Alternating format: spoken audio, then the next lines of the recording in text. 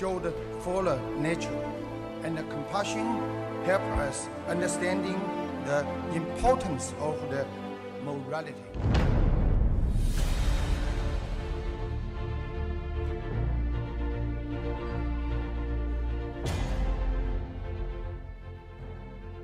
Only then will there be no more obstacles between people, no more barriers between nations. We can all live in peace side by side and restore the healthy state of mind.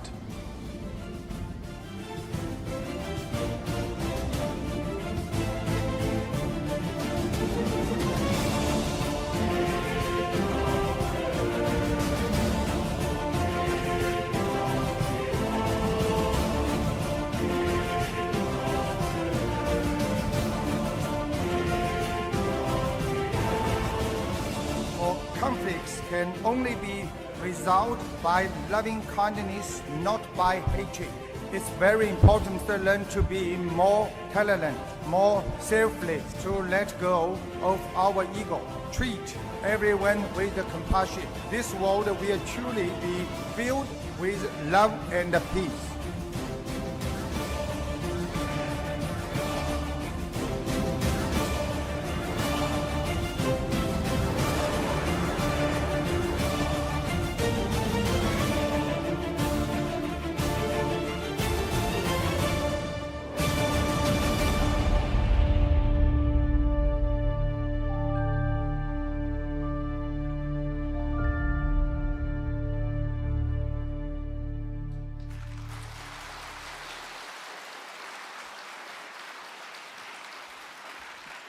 Please welcome Professor Lu to deliver his speech on fostering cross-cultural understanding and maintaining peace with Buddhist teachings.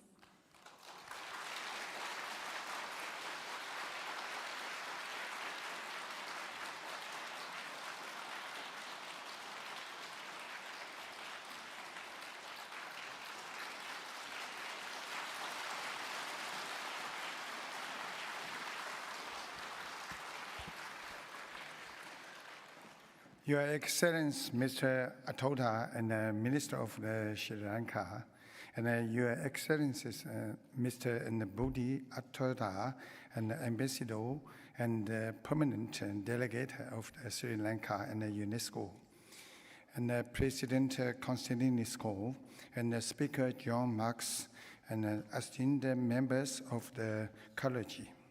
Your Excellencies, distinguished guests, ladies and gentlemen, I would like to thank you and UNESCO and the government of the Sri Lanka for organizing this event so that together we may celebrate Vesak Day and commemorate the spiritual spirit of the Buddha. The spirit of the Buddha is timeless. We have learned and will continue to learn so much from these most enlightened of the teachers. Even the great Albert Einstein thought very highly of the Buddhism. He once said, if there is any religion that could cope with the modern scientific needs, it will be Buddhism. The philosophy and the wisdom of the Buddhism, such as its the teaching about the compassion and the non-self, can help us purify our minds. In turn, our world will also become more tolerant. If we could all let go of our egos and treat all the people with the compassion, resolve conflicts through the understanding, not hatred, and apply the Buddhist wisdom to treat everyone equally, then the world will be filled with love and peace.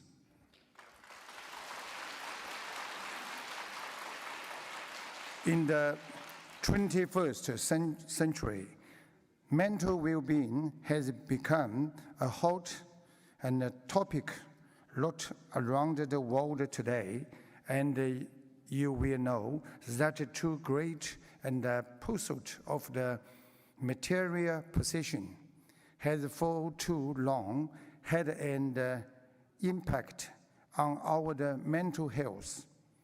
According to the World Health Organization, the number of the people who commit suicide due to the depression has reached 1 million every year. This is the number of the confirms that mental disorder can lead to the many serious and social problems.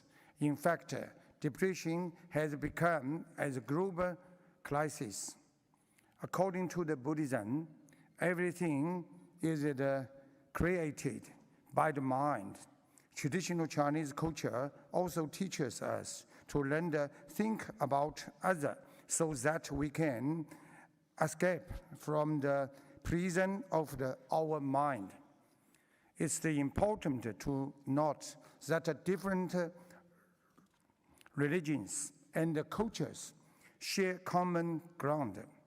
For the example, the religious people are always willing to think about others and in many ways sacrifice themselves for the sake of these people with love and compassion.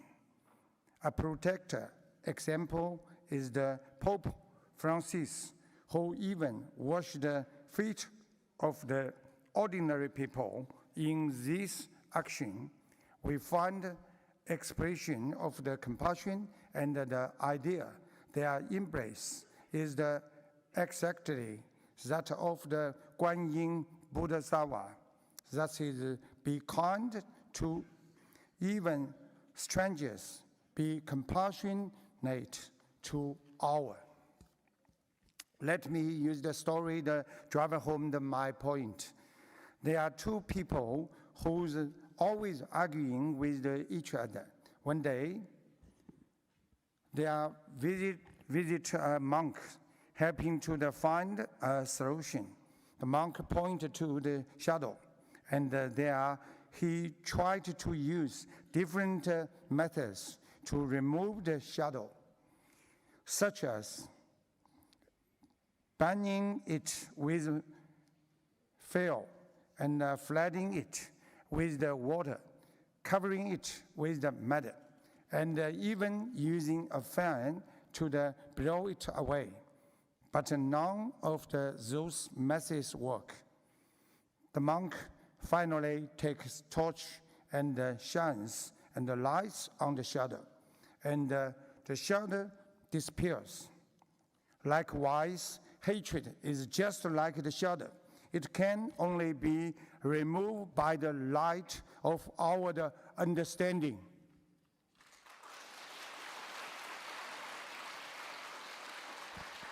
As the Nelson Mandela once said, the best way to say the goodbye to the hatred is to forgive. Mr. Mandela suffered greatly during his 27 years in the prison. But when sworn in as the president of South Africa in 1994, he invited 3 of his and the former prison guards to attend the ceremony. This surprised everyone, but Mr. Mandela experienced. As I walked out the door towards the gate that would lead to my freedom, I knew if I didn't leave my bitterness and hatred behind, I would still be in the prison. Buddhists love and promote peace. I believe that it's our responsibility to transform our mindset by embracing the timeless Buddhist values of the peace and non-violence. In addition, we also need to focus on improving ourselves spiritually. Learn to the stand of someone else's shoes to see the world through their eyes. When we see other people suffer, we feel their pain too. It helps us to understand and even forgive. Starting with today's meeting and my humble efforts, it's my deep and sincere help to the nearly 10 million followers of my Buddhist practice can better understand the essence of the Buddhism and realize a truly peaceful state of the mind. In so doing, we can move closer to the beautiful dream of the peaceful world.